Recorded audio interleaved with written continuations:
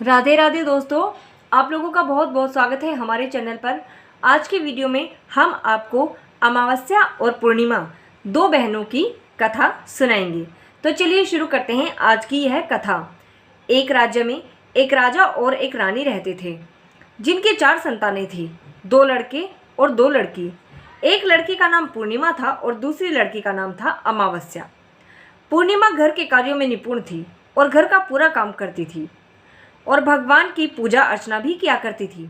इसके अतिरिक्त वह गौ माता की सेवा भी किया करती थी। और दूसरी बहन अमावस्या ना ही तो घर का कोई कार्य करती थी और ना ही भगवान की पूजा अर्चना करती थी और ना ही कभी गौ माता की सेवा करती थी। पूर्णिमा सर्वगुण संपन्न थी, फिर भी राजा और रानी अपने दोनों बेटों तथा पुत्री अमावस्या को ही अधिक प्रेम किया करते थे और वह पूर्णिमा से प्यार नहीं करते थे, उसके साथ भेदभाव किया करते थे। राजा के चारों पुत्र और पुत्री धीरे धीरे बड़े हो रहे थे। जब वे बड़े हो गए, राजा ने अपने दोनों पुत्रों का विवाह योग्य कन्याओं के साथ करा दिया। इसके बाद रानी ने राजा से कहा कि अब दोनों पुत्री विवाह के योग्य हो गई हैं और इन दोनों का विवाह करा देना चाहिए, लेकिन पुत्री अमावस्या का विवाह किसी बड़े खानदान में कराना और पूर्णिमा का विवाह किसी गरीब परिवार में कराना, क्योंकि पूर्णिमा को केवल भगवान की पूजा पाठ करना ही पसंद है और गाय की सेवा करना पसंद है। अब रानी ने राजा को दोनों पुत्रियों का रिश्ता तय करने के लिए भेज दिया। राजा ने अपने पड़ोसी राज्य में जाकर वहाँ के राजा के पुत्र से अमावस्या का रिश्ता तय कर दिया और वहीं पास के गांव में जाकर एक गरीब परिवार के लड़के से अपनी पुत्री पूर्णिमा का रिश्ता भी तय कर दिया। यह सारी बात जाकर राजा ने अपनी रानी से बताई तो रानी सोचने लगी कि अब देखते हैं कि भगवान इसकी मदद कैसे करते हैं। हमेशा भगवान भगवान करती रहती है, यह बहुत ही पूजा पाठ जो करती है और भगवान में मगन रहती है। पूर्णिमा का भाई और उसकी भाभी पूर्णिमा से बहुत प्यार किया करते थे, क्योंकि पूर्णिमा उनके घर के कामों में बहुत ही मदद किया करती थी और उनका हाथ बटाया करती थी। और यही उनकी दूसरी बहन अमावस्या उन पर अपना रोब जमाती थी और घर का कोई कार्य नहीं करती थी। कुछ समय बीत जाने के बाद दोनों पुत्रियों का विवाह हो जाता है। राजा और रानी की विवाह के बाद अपनी दोनों पुत्रियों की विदाई कर देते हैं। विदाई देते समय राजा और रानी पुत्री अमावस्या को बहुत सारा धन दौलत देकर विदा करते हैं और पूर्णिमा को कुछ भी नहीं देते, खाली हाथ अपने घर से विदा कर देते हैं। इसके बाद दोनों बहनें अपने अपने ससुराल को चली जाती हैं। कुछ दिन बीत जाते हैं और एक दिन अमावस्या अपने घर पर शिवजी की कथा रखती है, जिसमें वह सभी गांव वालों को निमंत्रित करती है और अपनी बहन पूर्णिमा को नहीं बुलाती। जब गांव की सभी औरतें अमावस्या के यहाँ जाती हैं तो यह सब दृश्य पूर्णिमा अपने घर के दरवाजे में बैठकर देख रही थी। तब वहाँ से गुजर रही औरतें पूर्णिमा से कहती हैं कि तुम्हारी बहन के यहाँ पर शिव की कथा रखी गई है, क्या तुम नहीं चलोगी? पूर्णिमा ने कहा, मुझे तो बुलावा ही नहीं भेजा है मेरी बहन ने, इसलिए मैं नहीं जा सकती। सभी औरतों ने पूर्णिमा को बुलाया और कहा कि तो क्या हुआ, तुम चलो, ये तो भगवान शिव की कथा है, तुम हमारे साथ चलो, कोई बात नहीं। पूजा पाठ में किसी को बुलाने की आवश्यकता नहीं होती है। गांव की सभी औरतों की बात सुनकर और मानकर पूर्णिमा भी उनके साथ भगवान शिव की कथा में अमावस्या के घर चली जाती है। जब अमावस्या की नज़र पूर्णिमा पर पड़ती है तो वह कहती है कि तुम यहाँ पे कैसे चली आई हो, मैंने तो तुम्हें बुलाया ही नहीं था। खैर कोई बात नहीं है, अब तुम आ ही गई हो तो चुपचाप बैठी रहना। यह कहते हुए अमावस्या ने पूर्णिमा की गरीबी का मजाक उड़ाया। पूर्णिमा की आंखों में अश्रु आ गए और रोते रोते मन ही मन पूर्णिमा भगवान शिव से विनती करने लगी कि हे प्रभु, क्या पूजा पाठ करना गलत है? क्या गौ माता की सेवा करना गलत है? आखिर मेरी गलती क्या है? आप मुझ पर अपनी कृपा दृष्टि कब बनाएंगे? पूर्णिमा बार बार भगवान शिव से यही कहती रहती। इतने में शिव कथा पूरी हो जाती है और अमावस्या भगवान का प्रसाद बांटने लगती है। वह सभी लोगों को प्रसाद देती है, परंतु अपनी बहन को प्रसाद नहीं देती। पूर्णिमा बिना प्रसाद लिए ही अपने घर लौट जाती है। रास्ते में वह यह सोचते हुए चलती है कि यदि बच्चे उनसे कथा का प्रसाद मांगेंगे तो वह उन्हें क्या उत्तर देगी। उसने सोचा कि वह अपने मायके अपने भाई भौजाई के यहाँ चली जाएगी और वहाँ जाते हुए वहाँ से बच्चों के लिए कुछ लेकर भी आ जाएगी। ऐसा सोचते हुए वह अपने घर वापस लौट आई और वापस लौटकर आने के बाद वह अपने पति और बच्चों से कहती है कि वह अपने मायके जा रही है। पति ने कहा ठीक है, और कुछ समय के बाद पूर्णिमा अपने मायके के लिए रवाना हो गई। चलते चलते रास्ते में एक चबूतरा आया जिस पर तुलसी का पौधा लगा हुआ था। उस चबूतरे पर एक बूढ़ी अम्मा बैठी हुई थी। वह कोई और नहीं थी बल्कि साक्षात तुलसी माता थी। उस बूढ़ी माता ने पूर्णिमा से कहा, बिटिया तुम कौन हो और कहाँ जा रही हो। पूर्णिमा अपना परिचय देती है। परिचय देने के बाद बूढ़ी औरत ने पूर्णिमा से कहा कि यहाँ तुलसी का पौधा बहुत ही सूख गया है, इसमें थोड़ा सा पानी डाल दो और इस चबूतरे की थोड़ी सी साफ़ सफाई कर दो जिससे मुझे थोड़ी सी ठंडक मिलेगी। पूर्णिमा ने कहा कि ठीक है माँ, मैं तुलसी में पानी डाल देती हूँ और यहाँ की साफ़ सफाई भी कर देती हूँ। पूर्णिमा ने साफ़ सफाई करने के बाद बूढ़ी अम्मा को भी नहला दिया और बूढ़ी अम्मा की सेवा की और उनके पैर दबाए और बूढ़ी अम्मा से कहा कि माँ और बताइए, मैं आपकी क्या सेवा कर सकती हूँ, और कोई काम है तो मुझे बता दीजिए, मैं कर दूँगी। बूढ़ी अम्मा ने कहा और कुछ नहीं है बेटी, अब तुम जाओ और वापस आते समय मुझसे मिलकर अवश्य जाना। पूर्णिमा ने बूढ़ी अम्मा से कहा ठीक है अम्मा, अभी मैं जाती हूँ, वापस आते वक्त आपसे फिर मिलूँगी। कुछ समय आगे चलने के बाद एक शिव मंदिर आया। वहाँ पर उसे एक बूढ़े बाबा मिले जो मंदिर के अंदर बैठे हुए थे। वह कोई और नहीं बल्कि साक्षात भोलेनाथ थे। उन्होंने पूर्णिमा से कहा कि कहाँ जा रही हो बेटी, तुम कौन हो। तब पूर्णिमा ने अपना परिचय दिया और उस बूढ़े बाबा ने पूर्णिमा से कहा इस चबूतरे को और इस मंदिर को थोड़ा सा साफ कर दो। तब पूर्णिमा ने मंदिर की और चबूतरे की सफाई की और वहाँ पर पूजा अर्चना भी की, और साफ सफाई और पूजा अर्चना करने के बाद उन्होंने बूढ़े बाबा को भी नहला दिया और उनसे कहा कि बाबा और कोई काम है तो मुझे बता दीजिए। तब बूढ़े बाबा कहते हैं कि नहीं बेटी, अब तुम जा सकती हो और वापस आते समय मुझसे अवश्य मिलना। पूर्णिमा कहती है ठीक है बाबा, मैं जाती हूँ, वापस आते समय आपसे ज़रूर मिलूँगी। आगे चलते चलते कुछ देर जब वो चलती है तो काली माता का एक मंदिर दिखा। वहाँ पर भी एक बूढ़ी अम्मा चबूतरे पर बैठी हुई थी। उस बूढ़ी औरत ने पूर्णिमा से कहा कि बेटी तुम कौन हो और कहाँ जा रही हो। तब पूर्णिमा ने उस औरत को भी अपना परिचय दिया। बूढ़ी औरत ने पूर्णिमा से कहा कि यहाँ पर सभी पूजा पाठ करने के लिए तो आते हैं लेकिन मंदिर को कोई साफ़ नहीं करता, इसलिए तुम मंदिर को और चबूतरे को थोड़ा साफ़ कर दो। पूर्णिमा ने कहा ठीक है माता जी, और पूर्णिमा मंदिर की और चबूतरे की सफाई कर देती है और पूजा पाठ भी करती है और माता जी का श्रृंगार कर देती है और उस बूढ़ी अम्मा को भी नहला देती है और बूढ़ी अम्मा के पैर दबाती है और कहती है कि सभी काम हो गया माँ, और कोई काम है तो बताइए। बूढ़ी अम्मा कहती है कि नहीं बेटी, अब तुम जा सकती हो, लेकिन वापस आते समय मुझसे मिलना ज़रूर। पूर्णिमा कहती है ठीक है और आगे चली पड़ती है। आगे चलते चलते एक नदी आती है। वहाँ पर भी एक बूढ़ी अम्मा बैठी रहती है और वह कहती है कि बेटी तुम कौन हो और कहाँ जा रही हो। उसे भी पूर्णिमा अपना परिचय देती है। बूढ़ी औरत पूर्णिमा से कहती है कि नदी पर स्नान करने तो यहाँ पर सब आते हैं लेकिन यहाँ पर साफ़ सफाई कोई नहीं करता, इसलिए तुम इस किनारे पर थोड़ी सी साफ़ सफाई कर दो। पूर्णिमा कहती है कि ठीक है। माँ जी और वह दोनों मिलकर साफ़ सफाई कर देते हैं और उस बूढ़ी अम्मा के पैर दबा देती है और कहती है माँ जी अगर कोई काम है तो मुझे बता दीजिए। बूढ़ी अम्मा कहती है कि कुछ नहीं है बेटी, अब तुम जा सकती हो, लेकिन वापस आते समय मुझे अवश्य मिलना। और वह नाव में बैठकर नदी के दूसरे किनारे पर पहुंच जाती है।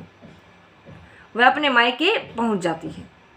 वहाँ पर पूर्णिमा के भाई और भाभी उसे देखकर बहुत प्रसन्न होते हैं और वे पूर्णिमा को की बहुत खातिरदारी करते हैं और उसने सारी बातें करते हैं उनसे, सारी घर परिवार की, बच्चों की सब बातें उनसे करते हैं। अब कुछ समय के बाद पूर्णिमा ने वापस अपने ससुराल जाने के लिए कहा तो उसकी भाभी ने उसे एक साड़ी दी और खेलने के लिए और खाने के लिए, बच्चों के लिए बहुत सारी चीज़ें उसके साथ दे दी। तुम बहुत दिनों बाद आती हो। और पूर्णिमा की भाभी ने यह एक थैला पूर्णिमा के हाथ में पकड़ा दिया और कहा कि अब तुम जाओ और जल्दी वापस आना। इसके बाद पूर्णिमा वहाँ से अपने ससुराल के लिए रवाना हो गई और उसी नदी के किनारे पहुंची जहाँ पर नाव में बैठकर वो दूसरे किनारे पर आई थी। किनारे पर उतर गई। वहाँ पर उतरने के बाद वहाँ पर उसे वही बूढ़ी अम्मा मिली जो साक्षात गंगा मैया थी। उस बूढ़ी अम्मा ने पूर्णिमा को एक थैला दिया और कहा कि तुम अपने घर जाकर ही खोलना। अब पूर्णिमा के पास 2 थैले हो गए थे। उन्हें लेकर पूर्णिमा वहाँ से चल देती है। कुछ आगे चलने के बाद काली माता का मंदिर आया और वहाँ पर काली माँ बूढ़ी अम्मा के रूप में विराजमान थी। उन्होंने कहा कि बेटी तुम आ गई? तो वो कहती है कि ठीक है, हाँ माँ जी मैं आ गई। तो काली माता ने भी उसको एक थैला दे दिया और कहा कि तुम इसे अपने घर ही जाकर खोलना। अब पूर्णिमा के पास 3 थैले हो गए थे। तीनों थैले लेकर पूर्णिमा आगे बढ़ी। कुछ देर जाने के बाद शिवजी का मंदिर आया जहाँ पर बूढ़े बाबा के रूप में शिवजी वहाँ पर विराजमान थे। बूढ़े बाबा ने कहा पूर्णिमा तुम वापस आ गई? पूर्णिमा ने कहा हाँ बाबा मैं वापस आ गई। बूढ़े बाबा ने पूर्णिमा को एक थैला दिया और कहा कि यह थैला तुम घर जाकर ही खोलना। पूर्णिमा ने कहा ठीक है बाबा। अब पूर्णिमा के पास 4 थैले हो गए और अब पूर्णिमा चारों थैलों को लेकर और अपनी साड़ी में लपेट कर ले जाती है, क्योंकि बहुत सारे थैले हो गए तो वो नहीं उनको उठा सकती थी। और अपनी जो भी सारे सामान है उसको वो उसमें बांध लेती है। आगे जब वो चलती है तो तुलसी माता उसको फिर से मिलती है जो कि बूढ़ी अम्मा के रूप में वहाँ पर विराजमान थी। वो कहती है पूर्णिमा तुम आ गई? पूर्णिमा कहती है हाँ माँ जी मैं आ गई। वह बूढ़ी औरत भी एक थैला उसे दे देती है और कहती है कि यह थैला तू अपने घर ले जाकर ही खोलना। पूर्णिमा कहती है ठीक है माँ जी। अब पूर्णिमा के पास 5 थैले हो गए। पूर्णिमा वहाँ से रवाना हो गई तो वापस अपने घर पहुँच गई। पूर्णिमा ने बच्चों को नीचे आराम से बिठाया और सबसे पहले अपने मायके के थैले खोलकर देखने लगी। उसने बच्चों के लिए अच्छे अच्छे कपड़े, खाने पीने की चीज़ें थी और उसमें कुछ गहने भी थे। पूर्णिमा ने कपड़े अपने बच्चों को दे दिए और खाने पीने की चीज़ें भी बच्चों को दे दी। बच्चे सब कुछ पाकर बहुत खुश हुए। पूर्णिमा ने फिर दूसरा थैला खोला जो कि गंगा मैया ने उसे दिया था। उसमें ढेर सारे हीरे जवाहरात, सोना चांदी इत्यादि उसे मिले। उसके बाद पूर्णिमा ने तीसरा थैला खोला जो कि काली माता ने उसे दिया था। उसमें बहुत सारा सोना, श्रृंगार का सामान भरा हुआ था। उसके बाद पूर्णिमा ने चौथा थैला खोला जो उसे भगवान शिव ने दिया था। उसमें बहुत सारा धन संपत्ति भरा हुआ था और बहुत सारी खुशियाँ भरी हुई थी। उसके बाद अब पूर्णिमा 5वां थैला खोलती है जो उसे तुलसी माता ने दिया था। उसमें चावल, दाल और 7 प्रकार की खाने की चीज़ें भरी हुई थी। अब पूर्णिमा के घर किसी चीज़ की कोई कमी नहीं थी। उसका घर धन धान्य से भरा हुआ था और परिपूर्ण हो गया था और पूर्णिमा और उसका परिवार सुख से जीवन व्यतीत करने लगे। अब पूर्णिमा के मन में विचार आया कि क्यों ना वह भी अपने घर में शिव की कथा करवाए। तो वो शिव की कथा का एक कार्यक्रम रख देती है। पूर्णिमा ने गांव के सभी लोगों को निमंत्रण दिया, घर घर जाकर सभी लोगों को बुलाया।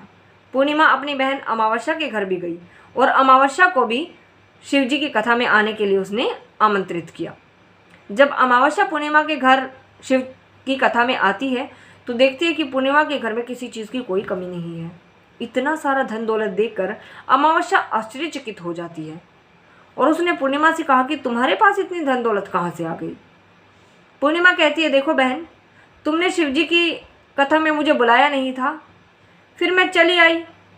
तुमने मुझे प्रसाद तक नहीं दिया था और मेरी गरीबी का भी तुमने बहुत ही मजाक उड़ाया था। उसके बाद मैं अपने घर आ गई और घर आते ही मैंने मन ही मन सोचा कि मैं मायके चली जाऊँ। मैं मायके चली गई और जो कुछ घटना हुई बीच में वो सारी वह अपनी बहन अमावस्या को बता देती है। तो अमावस्या कहती है कि ठीक है, तुम भी मुझे प्रसाद मत दो और मुझे डांट दो। लेकिन पूर्णिमा ने कहा देखो यह तो भगवान का प्रसाद है तो मैं सबको दूंगी, तुम्हें भी दूंगी। फिर भी अमावस्या ने प्रसाद नहीं लिया और वह सीधे अपने घर चली गई। घर जाकर उसने बच्चों से कहा कि वह अपने मायके जा रही है और वह मायके जाने के लिए तैयार हो गई और मायके के लिए निकल गई। उसे भी रास्ते में चलते चलते तुलसी माता मिली जो कि चबूतरे पर बूढ़ी अम्मा के रूप में बैठी हुई थी। बूढ़ी माँ ने अमावस्या से कहा कि बेटी तुम कौन हो और कहाँ से आई हो? अमावस्या ने अपना परिचय दिया। बूढ़ी माँ ने कहा बेटी ये तुलसी का पौधा सूख रहा है, इसमें थोड़ा सा पानी डाल दो। और इस चबूतरे की थोड़ी साफ सफाई कर दो। इस पर अमावस्या ने कहा, बुढ़िया तुझे दिखाई नहीं दे रहा कि मैंने इतनी महंगी साड़ी पहनी है और यह गंदी हो जाएगी। ऐसा कहकर वह वहाँ से आगे चली गई। आगे जाने पर उसे भगवान शिव मिले, जो कि बूढ़े बाबा के रूप में वहाँ पर बैठे हुए थे। उसने उन्हें भी ऐसा ही कहा। उसके बाद आगे जाने पर काली माता मिली, जिससे भी वह सारी बातें कहती है और लड़ भिड़ के आगे निकल जाती है। आगे गंगा माता मिली, जिसको भी वह ताड़ लगा देती है। अमावस्या जब नाव में बैठने लगी तो उसे नाव में फूलों की जगह कांटे भरे हुए नजर आए, जो उसके पैरों में चुभ गए। किनारे पर उतरकर वह अपने मायके चली गई। जब वह वहाँ अपनी भाभीियों ने जब उसके भाइयों ने उसे देखा तो मन ही मन कहने लगे कि काम की ना काज की, दुश्मन अनाज की। आ गई, अब ठीक है, आ गई है तो ठीक है। अब ये तो हमारे कामों में हाथ भी नहीं बटाती है। पूर्णिमा तो बहुत ही अच्छी है, वो हमारे कामों में हाथ बटाती है। अब इसे खाना बनाया नहीं जाएगा ना खाया जाएगा, इसलिए वो उसे देख के नाक चढ़ा लेते हैं और बस खा पी के सो जाते हैं। अमावस्या जब सुबह उठती है और अपनी भाभीियों से कहती है कि मैं ससुराल जा रही हूँ, तो उन्होंने कहा कि ठीक है जाओ। अमावस्या बोली, पूर्णिमा को तो तुमने एक थैला दिया था, मुझे नहीं दोगी क्या? भाई और भाभी ने कहा तुम घर जाओ, थैले तुम्हारे घर पहुँच जाएंगे। अमावस्या वहाँ से निकल गई। नदी के किनारे जब पहुँची तो गंगा मैया बूढ़ी औरत का रूप धारण करके बैठी हुई थी। तो बूढ़ी माँ ने भी कहा कि आ गई बेटी? उन्होंने कहा कि हाँ आ गई। अमावस्या ने कहा तुमने मेरी बहन पूर्णिमा को एक थैला दिया था, मुझे नहीं दोगी? तो बूढ़ी अम्मा कहती है कि तुम घर जाओ, थैला तुम्हें मिल जाएगा, वहीं पहुँच जाएगा।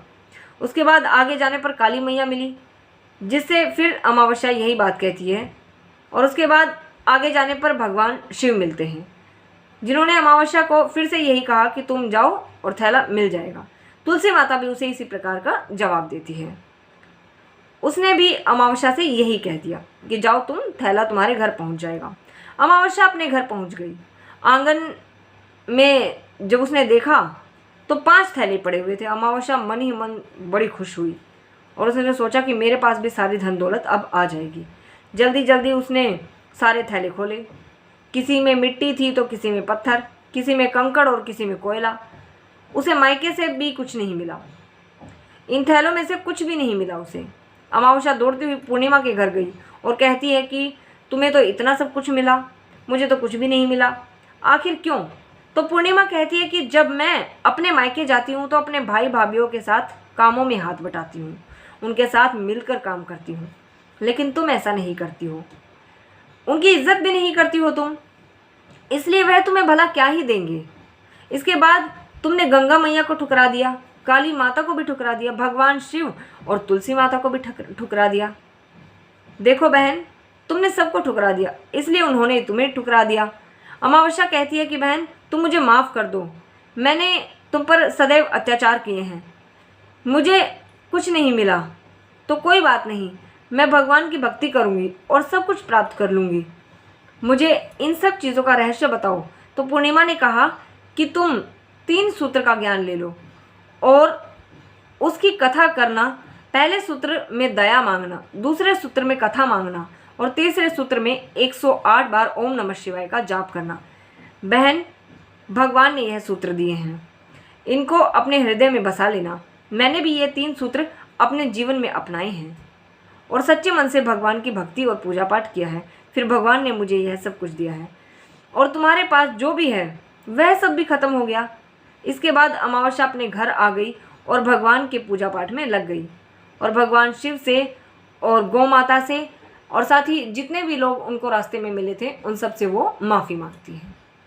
इस प्रकार से घमंड में जो अमावस्या रहती थी, जो कि माता पिता भी जिसको अपने सर पे बिठा के रखते थे और जिस पूर्णिमा को सदैव दुत्कार ही मिली थी, वो केवल भगवान की नज़रों में अच्छी बनी और भगवान की उनके ऊपर असीम कृपा हुई।